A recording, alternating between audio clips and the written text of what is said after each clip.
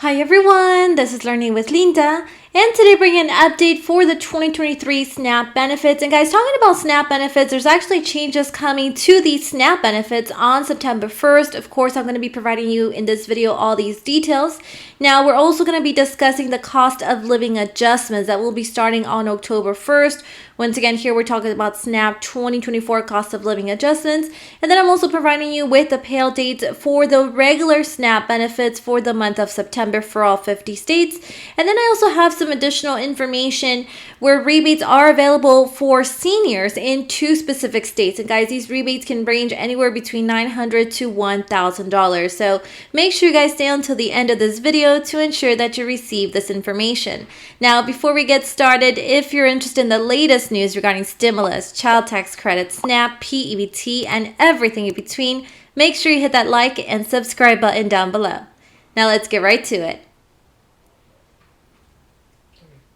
Alright, so first things first, let's talk about the changes that are coming to the SNAP benefits on September 1st. And of course, I'm going to be explaining to you who is going to be impacted here, right? So these modifications that were triggered by the Fiscal Responsibility Act signed by President Joe Biden in the month of June primarily impact one group of SNAP beneficiaries. And here we're talking about able-bodied adults without dependents, known as ABAWDs, age 50 to 54. So once again, ABAWDs, if you see it in the coming slides, just know that that stands for able-bodied adults without dependents. And once again, we're talking about age 50 to 54.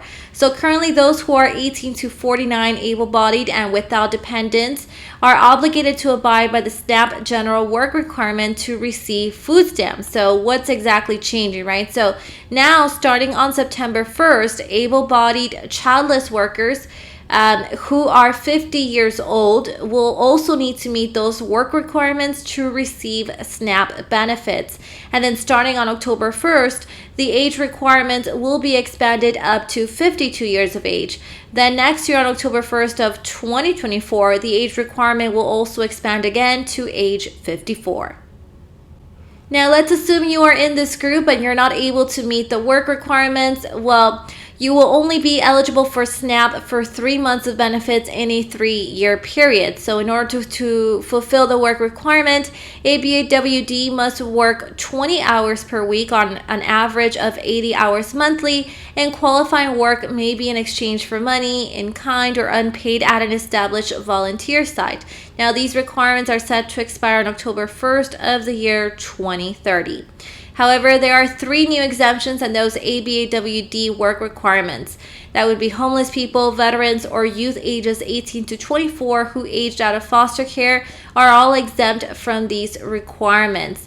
Now, here's the second part to this. People who cannot work due to a physical or mental limitation, are pregnant, or have a child 18 or younger living in their home will also be exempt.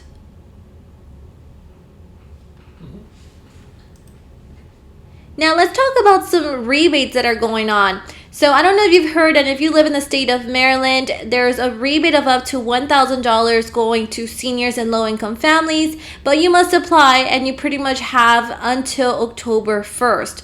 So it's called the Renters Tax Credit Program that provides property tax credits for renters who meet certain requirements.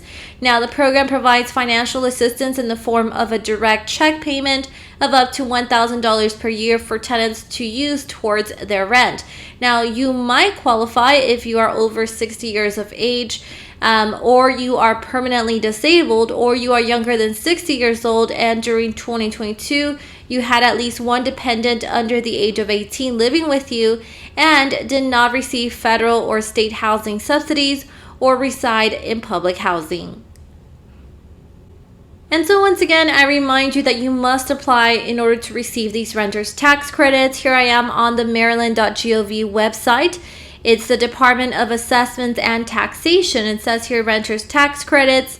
They're basically, if you see here on the left-hand side, they're saying that online filing is pretty much strongly encouraged, right? Once again, the deadline is October 1st, but let's say you want to submit your renter's tax credit application in person.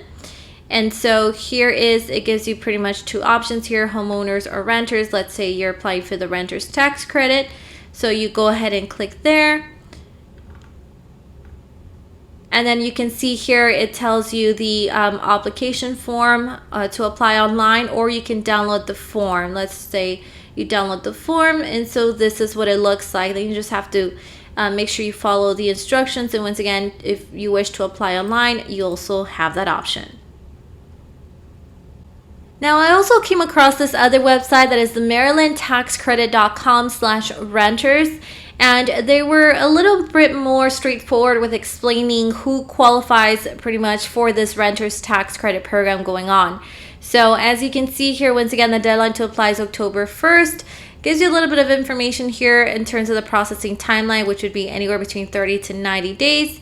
And then here is where it says, do I qualify, right? And then if you keep on scrolling down, it gives you this pretty good calculator that will let you know how much you might be saving by applying for the tax credit. So let's say you have your household income of $20,000 and your monthly rent is of $1,000. Let's say it's one person, it's just yourself in the house. And let's say you're over the age of 60, then you go ahead and click here, estimate. And it says here, according to our calculations, you may be able to save up to $1,000 by applying for the renter's tax credit.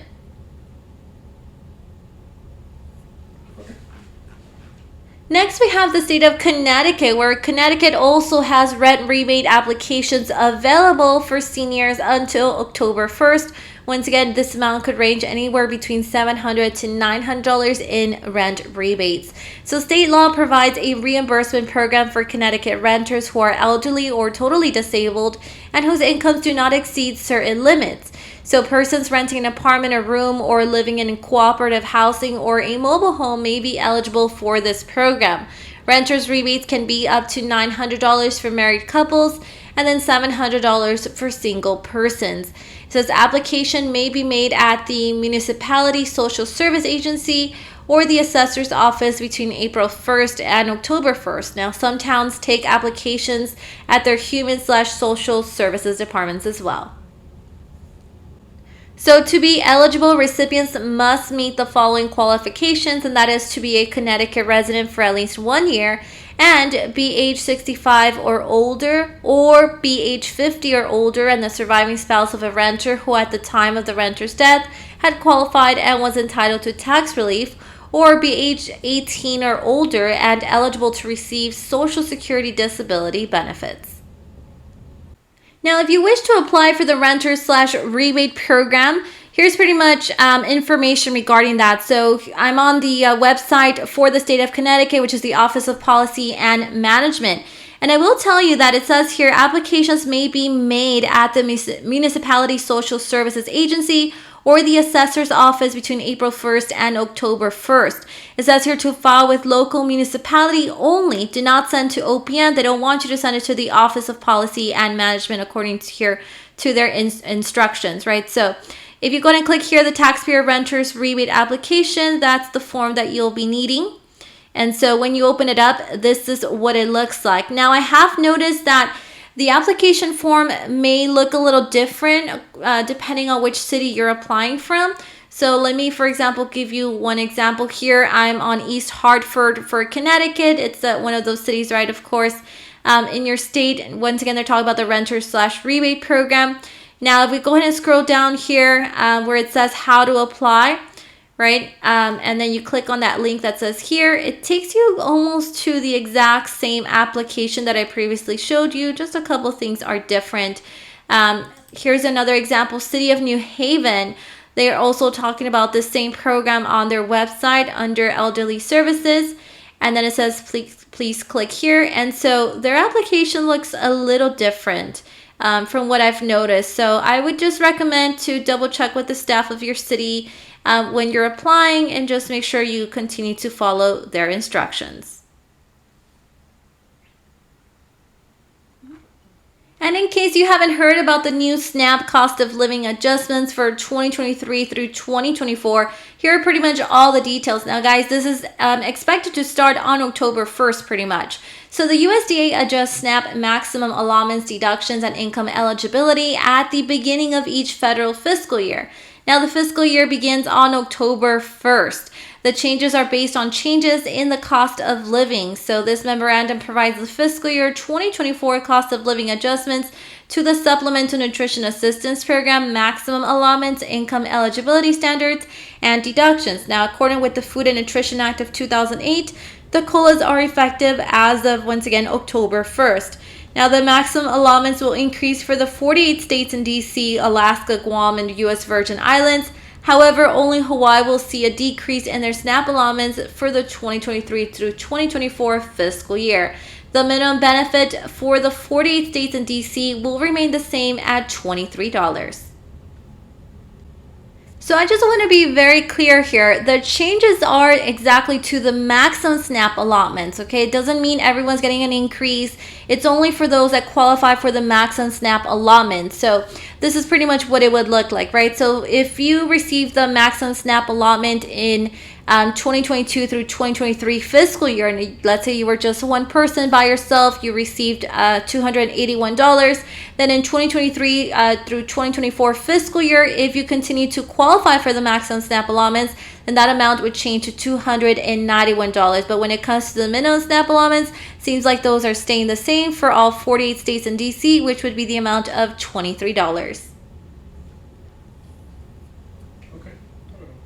Now, moving on to some payment dates for the regular SNAP benefits in the month of September of 2023. This information is specifically to those who may be new to the SNAP benefits program.